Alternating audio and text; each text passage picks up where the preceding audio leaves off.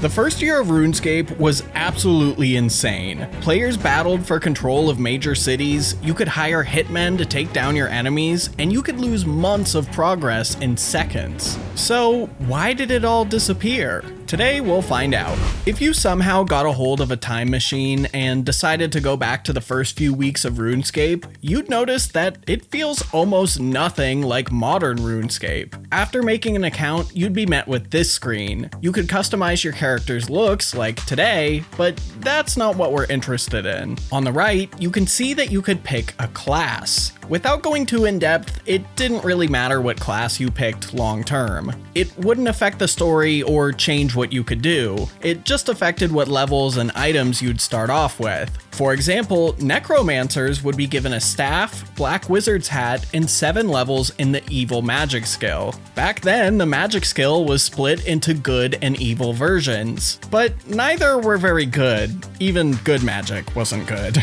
Now, most interesting of all is this little section in the bottom right. You could choose to be a player killer or a non-player killer. Basically, anywhere outside of Lumbridge was a dangerous area for players who chose to be a player killer. Actually, for the first week of the game, Lumbridge was dangerous too, which went as well as you could imagine. If you chose to be a player killer, you could attack anyone else who also chose to be one, and they could attack you back.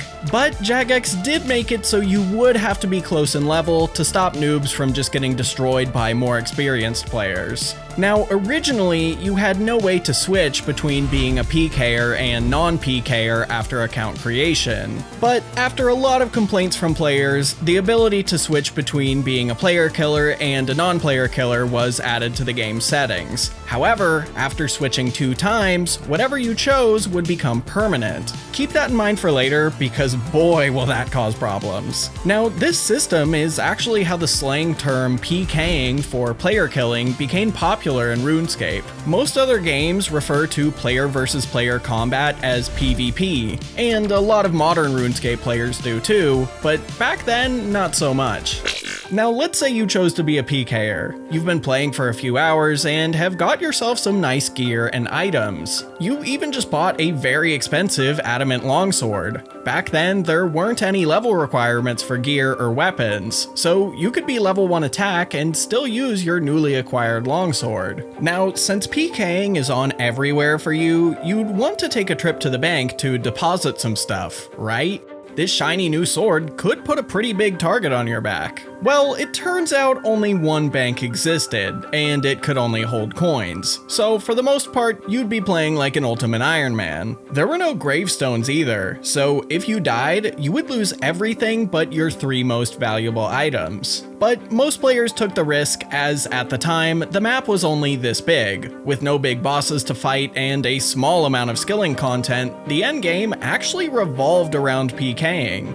Now, I should mention there was a pretty big deterrent to just randomly attacking anyone you thought you could kill. Just like today, if you attack somebody first, you'd become Scold. For the next 20 minutes, if you died, you'd lose every item in your inventory instead of getting to keep the most valuable 3. But it certainly didn't stop all random attacks from happening. As the game's player count grew, so did the amount of danger. Throughout the entirety of the game's PK Everywhere feature, only 3 game worlds existed. With such a small map and hundreds, sometimes thousands of players online, you were almost certain to run into multiple players everywhere you went. And here's the thing, if someone wanted to attack you, not only could you not run, you couldn't hide either. So whenever you entered melee combat on RuneScape Classic, you couldn't try and escape from the fight until 3 turns of combat had passed. During those 3 turns, you could switch gear and change prayers, but you couldn't eat food. So someone more geared up than you could easily kill you before you could even try to get away.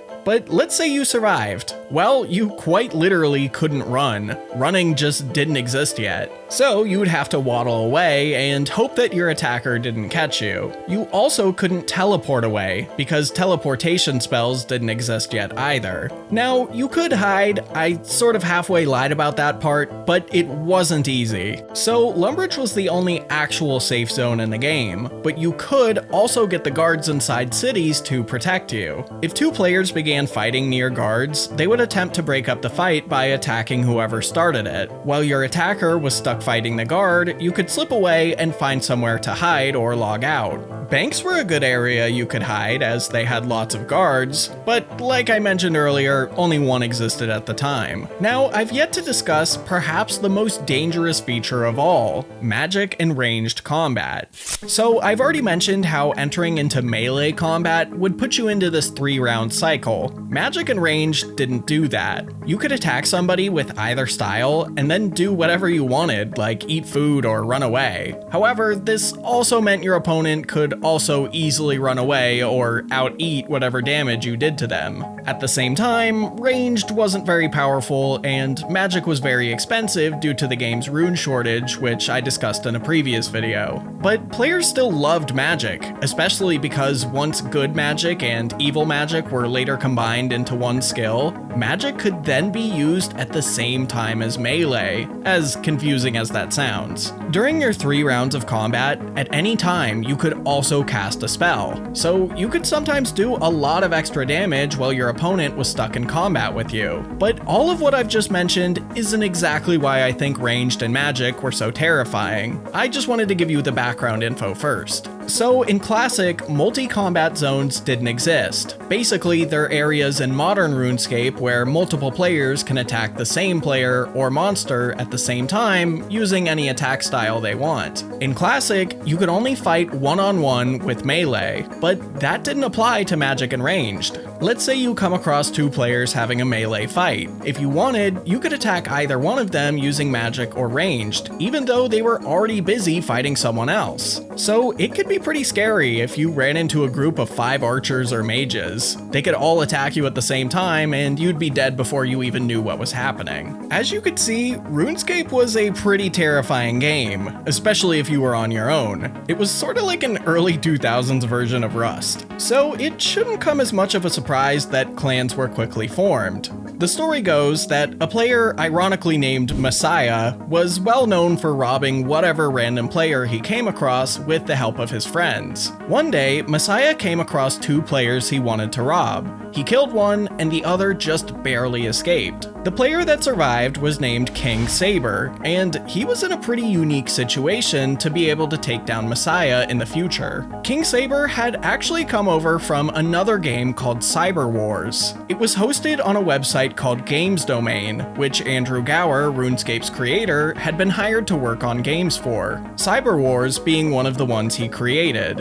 In Cyber Wars, King Saber already had his own clan, fittingly called the Sabers. Andrew had discussed RuneScape with the Cyber Wars community, and once it launched, lots of Cyber Wars players gave it a shot, many of which were members of the Sabers. So really from day one, RuneScape had its first clan already, but after this attack, King Saber decided to give his clan a purpose. They would become the first ever anti-RPK clan. Anti-RPK stands for anti-random player killing. The Sabers would take down anyone who is just randomly attacking players without consent. This scared Messiah, and along with his gang, they founded a clan called the Messiahs.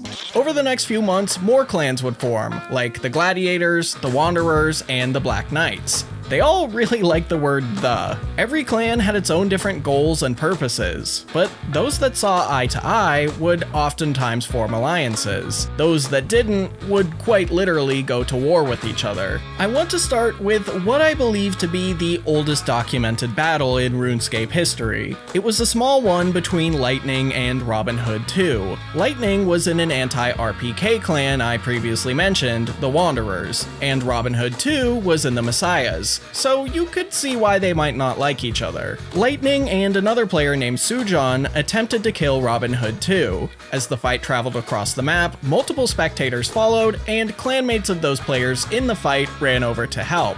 In the end, Lightning was killed by Robin Hood 2, and this is the map of where the full battle took place. but if you think this is detailed, just wait for when we get to the wars. Now, just because the world was dangerous didn't mean you couldn't have fun in it. So you've probably been to the Varrock Museum before. It doesn't seem like it, but this place had some absolute ragers in RuneScape Classic. A player named Dolamar591 decided to host a party on the museum's second floor to celebrate the addition of wine, pie, and other new consumable items being added to the game. During this party, they ran out of food and drinks, and the crowd went crazy. They lit fires, did unspeakable things to the stuffed bear, and then fights started to break out. Luckily, the only fatality was Crazy Girl, who had been one-shot by an unknown player with a crossbow. It's unknown if the violence was caused by a clan, but there were clan members in attendance. It's always possible that someone had put a bounty on Crazy Girl's head, which, yes, was a thing back then. Multiple fan site owners had bounty sections on their websites. Basically, you could email the owner telling them that you wanted to put a bounty on another player's head and even offer a reward. Someone could then claim that bounty by sending in screenshots of them killing the wanted player. Bounties were placed for any number of reasons that ranged from scamming to being sworn at, although the more serious ones usually had higher rewards. This bounty system was even sort of endorsed by Jagex too, as the World of RuneScape fan site said that you could get your kills confirmed by Andrew Gower if you didn't take screenshots. Now, the next few months would be absolutely jam-packed with new clans forming, new alliances forming, alliances breaking, and a ridiculous amount of clan drama. So much so that it can be hard to wrap my head around, so I'm gonna run you through a few of my favorite moments and battles. You already know about the beef between the Sabers and the Messiahs. Well, the Messiahs decided to fight dirty to mess with the Sabers. Everyone in the Sabers had Saber in their username, so the Messiahs created new accounts with Saber in their names and began attacking random players. This tricked many players into believing that the Sabers had become a random player PKing clan. Things escalated so far that at one point, there was even an anti-Saber alliance, but it was later disbanded once they learned what the Messiahs were doing. Not long after this, two big alliances would form, the Syndicate and the Dark Syndicate. The Syndicate had anti-RPK clans like the Sabers and the Gladiators, while the Dark Syndicate had RPK clans like the Messiahs. Well, unsurprisingly, the Dark Syndicate soon declared war on the Syndicate. With so many clans involved, it was certain to be an epic battle. So the day of the battle arrives, and 160 Syndicate troops are ready to clash with the Dark Syndicate in Al-Kharid. After sending out a scout and learning that the Syndicate had an absolutely massive army, a few Dark Syndicate troops deserted and fled for Varrock, probably to another sick party. By the time the Syndicate reached the Dark Syndicate, only a minuscule 6 Dark Syndicate members remained. The battle was over in seconds, and King Saber made the Dark Syndicate's leader Zay sign a peace treaty. One of the conditions was that they could never return to RuneScape again. But they broke that promise a few weeks later. Now, before I get to why most of the clans you've learned about so far later disbanded, I want to discuss one more battle that I think you'll love. So, the previously mentioned clan, the Gladiators, was seemingly always getting into beef with another clan called Deathcore. Things finally got tense enough that they declared war on each other and had a huge battle on Karamja. Deathcore made their base camp on the side of the volcano, while the Glads came in from the docks. Once they met in the middle, the two clans fought for over an hour and a half, mostly thanks to non-PKers. Surprisingly, PK clans also had a lot of non-PKer account members. Instead of fighting for the clan, they would train up their skills so they could supply the PKers with gear and food without fear of losing everything or getting caught in the crossfire. In the end, the Gladiators claimed victory as they had the least casualties. Although this system of clan warfare, alliances, and bounties was amazing, the players and Jagex weren't sure if it was the way they wanted things to be forever. The whole PKing and non-PKing system wasn't the best. Hundreds of players who had used up all their switches were reaching out to Jagex every day and asking for just one more switch. So Jagex put out a poll asking players how they could improve the current player versus player system, and from that, the Wilderness was born. An absolutely massive stretch of land full of treasure and danger. There would be no more PKer and non-PKer system. Everywhere else in RuneScape would be turned into a safe zone, making the Wilderness the only place players could now battle. But in a strange twist, clans at the time almost unanimously considered this update to be the downfall of clan life, and for some, the downfall of RuneScape. The Wilderness would allow them to do everything they did before, but there wasn't as much of a purpose. Before, being in a clan like the Sabres meant that you were out in the world protecting noobs from random PKers, having heart-pounding run-ins with rival clans, and, in a way, defending your values. Now, none of that mattered. The Sabres took this update especially hard. Their whole purpose was to stop random PKers. Many clan members wanted to abandon this ideology when the Wilderness launched, while others refused. They couldn't make a unanimous decision and soon split into two clans. The same thing would happen to many of the clans of this era, and most eventually dissolving entirely and no longer existing today. Although the Wilderness would go on to have an absolutely amazing and fascinating history with battles, clans, and loot bigger than ever before, it would be impossible to recapture what RuneScape was like in its first few months. But hey, I've heard Deadman mode is pretty good this season. Over on the right, you can check out that video I mentioned earlier on why RuneScape Classic ran out of runes. If you enjoyed this video, I promise you'll love that one too. Thanks for watching.